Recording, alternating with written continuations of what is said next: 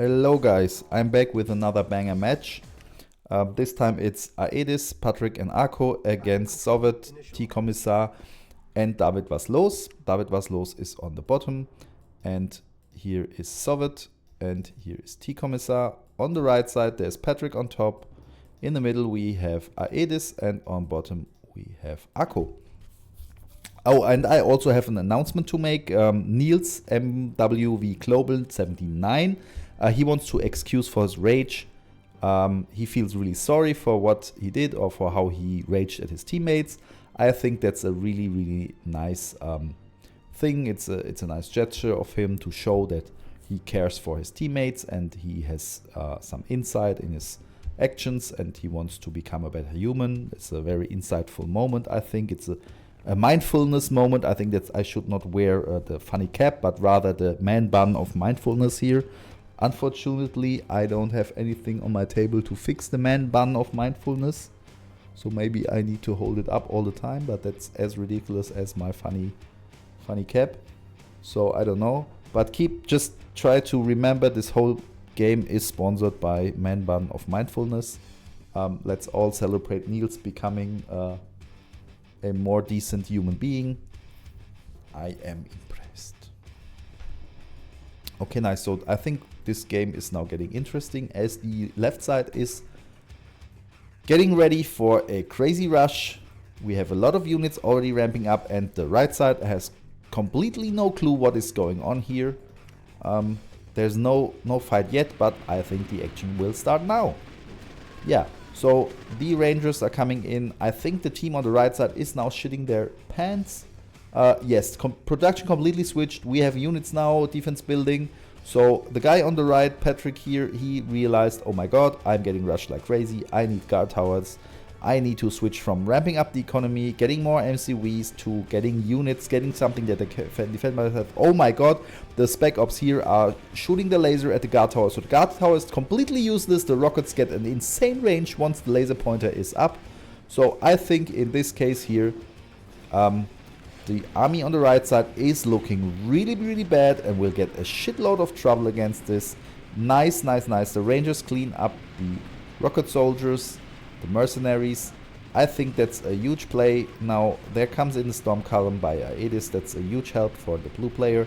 The Nona SVKs are killing everything with their artillery barrage. I think the push is already great. We have Patrick already lost 10k of value. And the enemy team, all of them doing their part. Really nice addition of prism tanks. They just clean up easily here. The only thing that can save the guys on the right is their economy. I guess it should be much better than the one on the left, but we'll check this soon. Yeah, we have 2 refineries here, 1 here and 3 here, whereas here are 5, 4, 6 even, and 3. So the economy on the right side is a lot better, but the production buildings are already getting pumped in. Oh my god, this game is insane. Like, I don't know who's gonna win this. It looks really good for the left side as this all-in rush is doing some damage. But now the blue player has caught up. He's no longer building shitty scout drones, but now has MLRS. The comm center came in. We don't know why the team on the left does not get PDL, because if they got PDL now, the MLRS would be useless and they would just seal the deal here and kill the player. The iron defense is doing a great job. Actually, he should just laser point on the iron defense and then all these rocket soldiers here could easily take out the iron cannon. Now he's doing it and the iron cannon goes down instantly. What a nice play. Should have done earlier, but you never know. Maybe he had more important stuff to do. Maybe their guys are ramping up their economy. No, they don't. Okay, David now at least a little bit, but the guys should just go for more economy so the rush can grow in intensity. I'm not so sure if they have fought it back now. They're a bit scared too much against 4 or 5 MRS. Could still easily take it out with the Nonas and the cryo launchers if they were just shooting on the MRS, which they are not doing for whatever reason. So now we have range copters with PDL coming in. That's a huge problem for the team on the left side if PDL is now coming. The tripod also has PDL. That's, I think, a game changer here. The team on the left leads PDL themselves. Then they could still push, keep on going, but now it looks like the team on the right has stabilized the situation. I'm not so sure, but it looks very much like it. Okay, the artillery takes out the iron defense. That's really nice. The Nona SVKs are properly used here.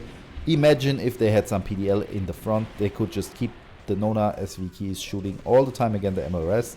But again, they cleaned up. Patrick has already lost 50k of units. He's building like crazy, but the rush is going and destroying. A really good job by the guys on the left side.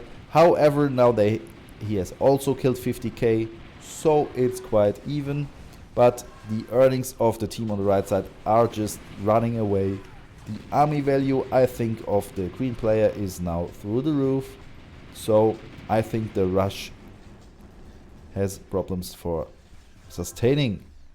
I think it will fall down very soon.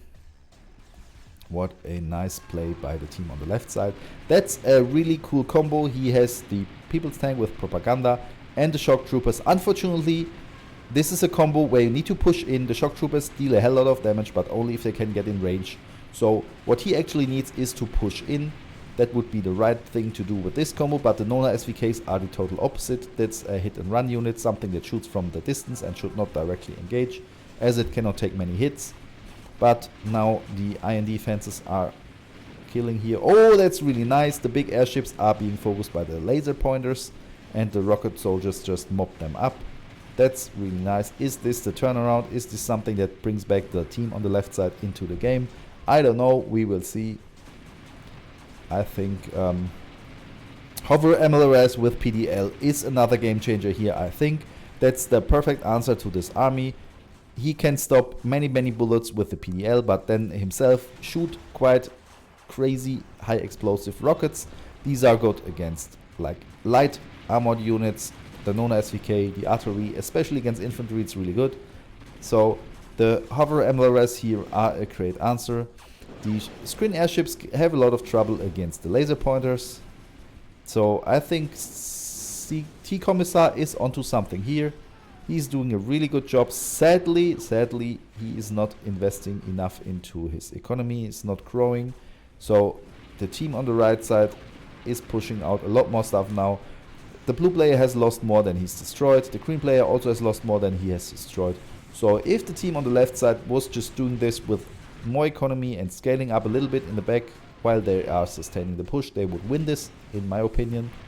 But now I think the tide is turning. Akko is getting ready for a first push. He has not killed anything yet, but the army on the bottom will certainly be very problematic for the yellow player. I mean, he has AA guns, that's nice, but the army is very dangerous as the Vura tanks are not air units.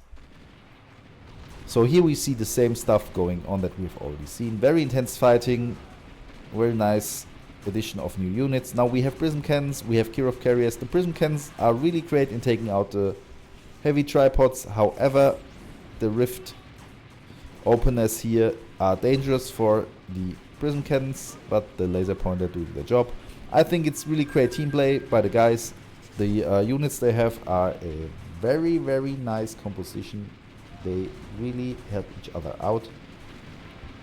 But sadly, some things don't add up here, like the shock troopers are not at the front. They cannot really deal damage. They have to go in.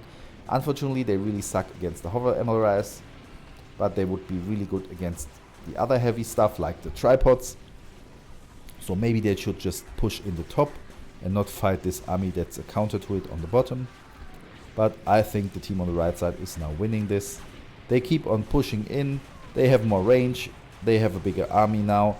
The Kirov carriers are not that bad, but sadly they have PDL, so they stop the small rockets from the aircraft coming out.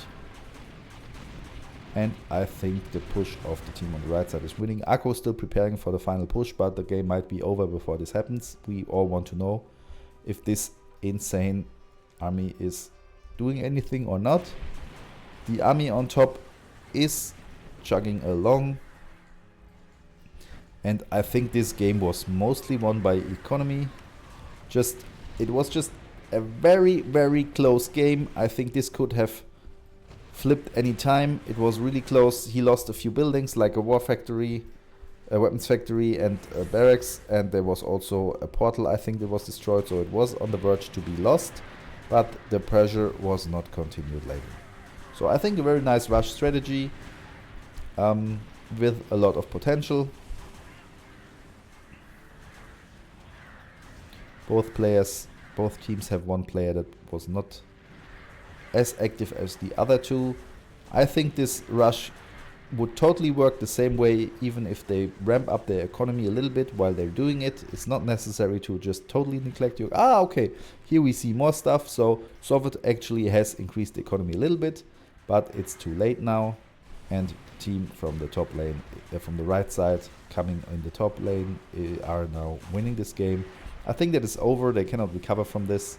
The army here is still waiting for the final moment. I hope there will be a final moment and they won't just miss their opportunity. Now they're going, so that's really nice. Maybe they don't want to make their hands dirty, or maybe they want to just join in as heroes and meet at the front with the main army here.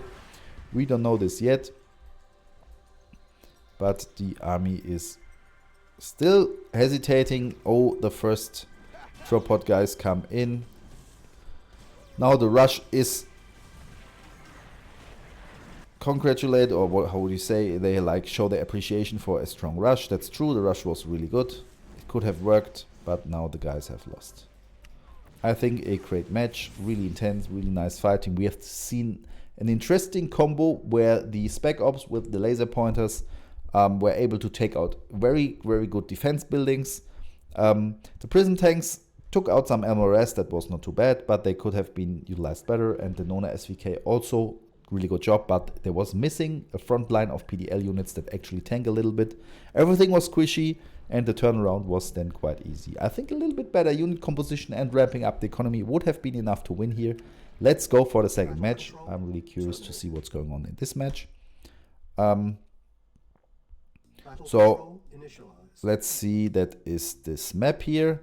This is all that Gunner. So I am pretty sure if this map is picked, we just saw the map pick of the rushing team, and now we see the map pick of the game of the team that's now in the top lane. Aedis, Patrick and Akko versus Sovet, Comissar, David was los. David was los again with Germany in the lower left corner. In the middle of the bottom is Sovet. Now this time he's playing Eagle, so he switched the faction. And Comissar as well switched the faction, playing Shinfai, the infantry general now. On the top lane, we see the same stuff again, I think. 2 screen players. No, it's not right. Patrick has switched from GDI to Soviets, so Russia to be precise. And I think this will be interesting, I think, as a game. So from what I see, the top team or the top laners guys, they have picked a map where rushing is much harder. The distance is much longer here. So doing the same kind of rush on this map might be a stupid idea, as the walking distance is really long. Maybe it works if you get some MCV here and then half the distance, but still it's not easy on this map to rush as it is on the other map. But we will see what happens. Let's just speed up the early game where nothing happens. Guys are scouting. Scouting is really important, so you see if a big army is building up and you need to switch from ramping up your economy to actually building units and getting defense ready. So, but yet not much is happening here. We see the huge screen build up. So I think the game is starting now. Let's just go to normal speed. The Chinooks here, they are a really class cannon, really strong unit, a lot of damage. Oh my god, he's taking out harvesters.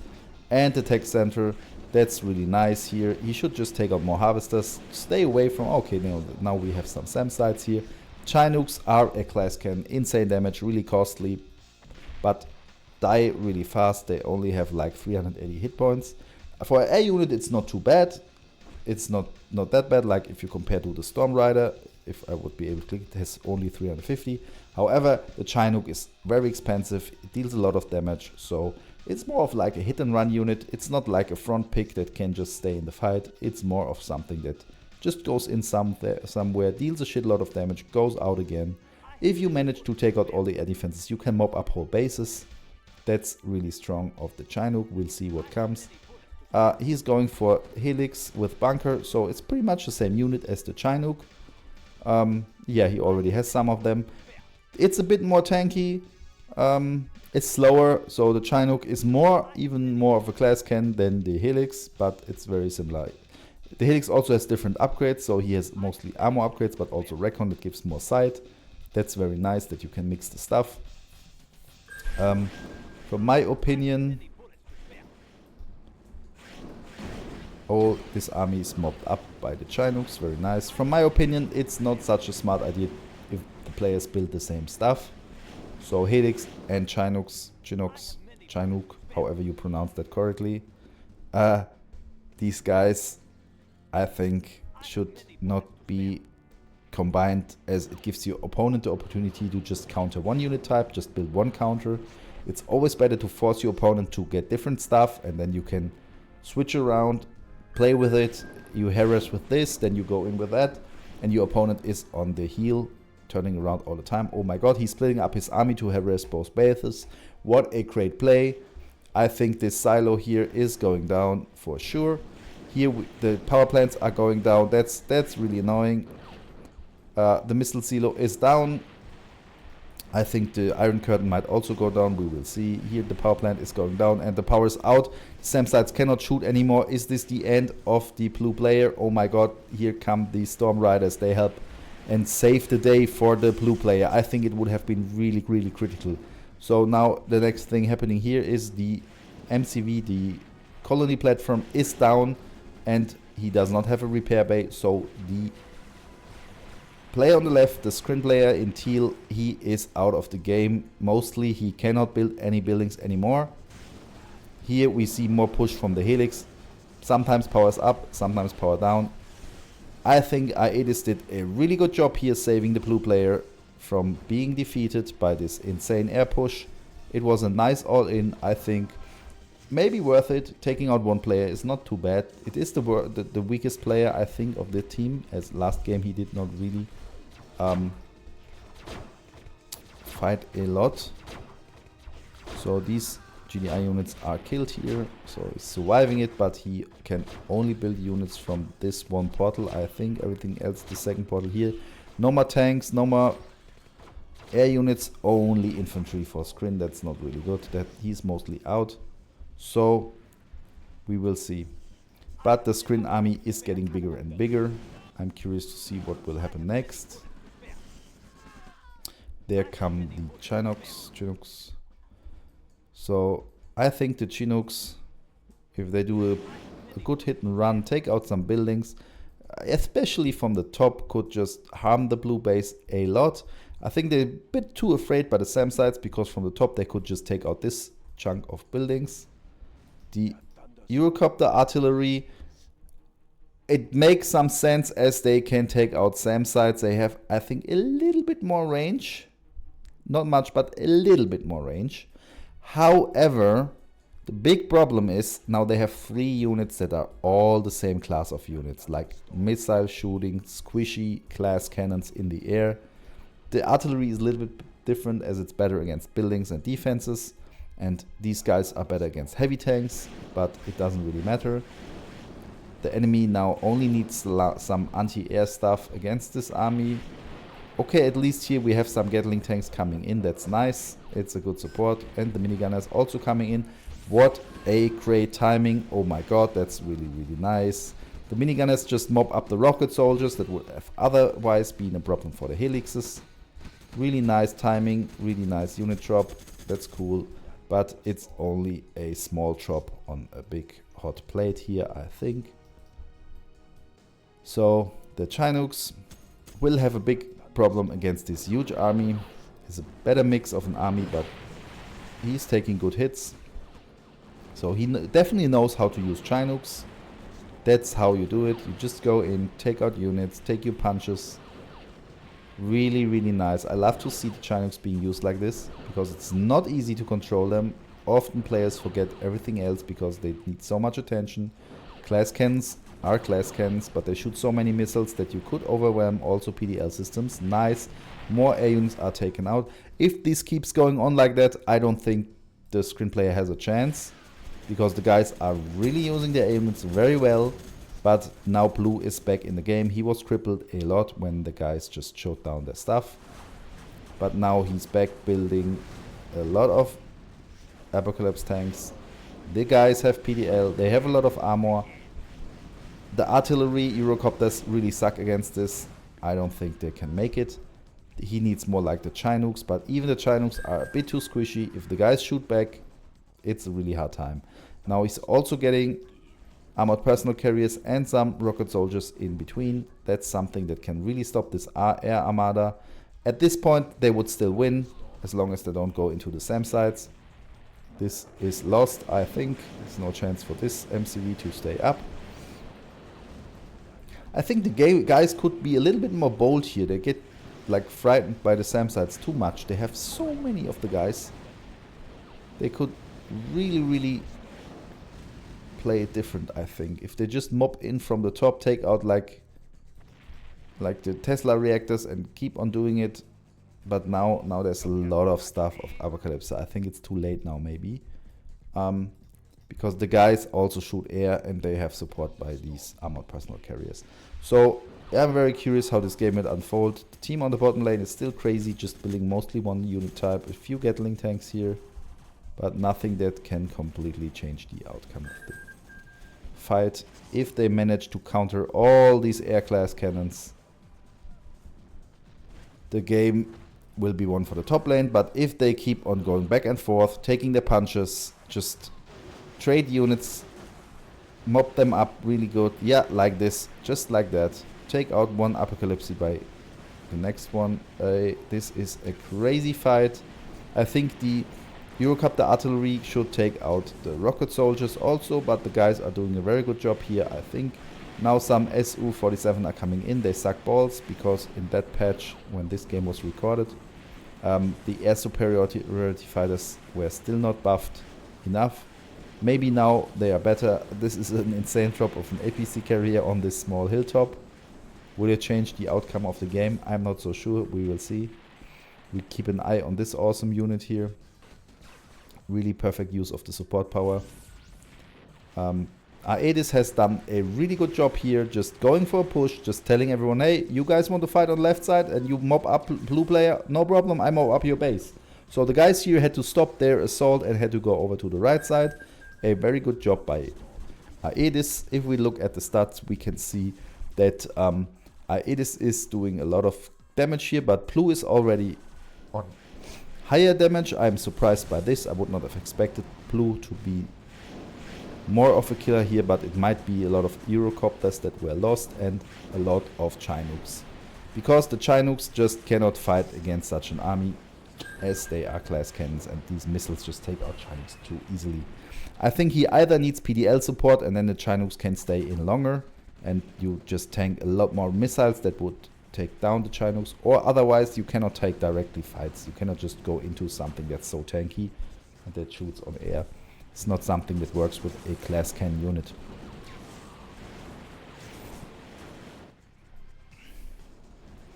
The Chinooks are really strong, taking out something that is not prepared, that's defenseless against it, but a well-rounded army that can shoot on air, has PDL, takes out Chinooks like crazy.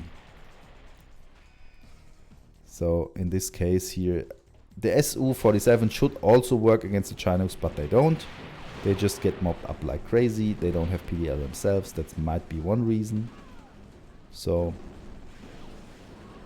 oh my god. The insanely big green army. Let's take a look at the army graph. Yeah, it's completely somewhere else. So everyone else is in the range of 200k army value, but no. Oh my god, what an insane iron cannon. Oh my god, right in the fields. So I think the screen player just hates his life now. Yeah, there's already a huge drop in his army value. The iron cannon was insane. Still his army is 500k value. Really big army. The guys let him build up so much that his army is almost unstoppable now. Especially with these class cannons, it's really hard to shoot in there. I don't know if the guys can come back and can now destroy this Kryn army. There were some nice hits going on here. I think the combination of slingshots and Chinooks not too bad, but what they actually need is something with PDL. So they could just go in with the Chinooks and not be afraid to being taken out. Oh my god. The slingshots are doing a good job here. Maybe they should have just massed more slingshots against the air units, something that works. They are really cheap, doing a good job. but I think the game is over now for the team on bottom. They have lost a lot of stuff. The blue army is getting bigger and bigger, while the green army is still the biggest in the game, and it has taken a hit, but not a serious hit. It just lost a similar value of what the other players lost. Yeah, I think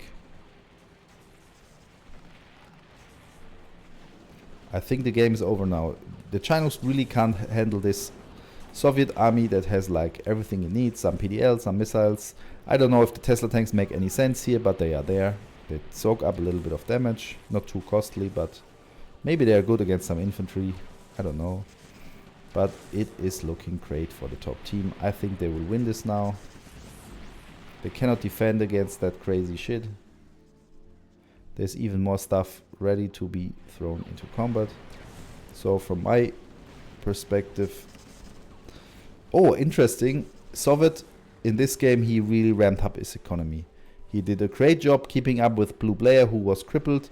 So whatever I said in the first game, that the guys need to ramp up their economy when they're rushing, is no longer true here. Sovet really played well. He's on par with the other team.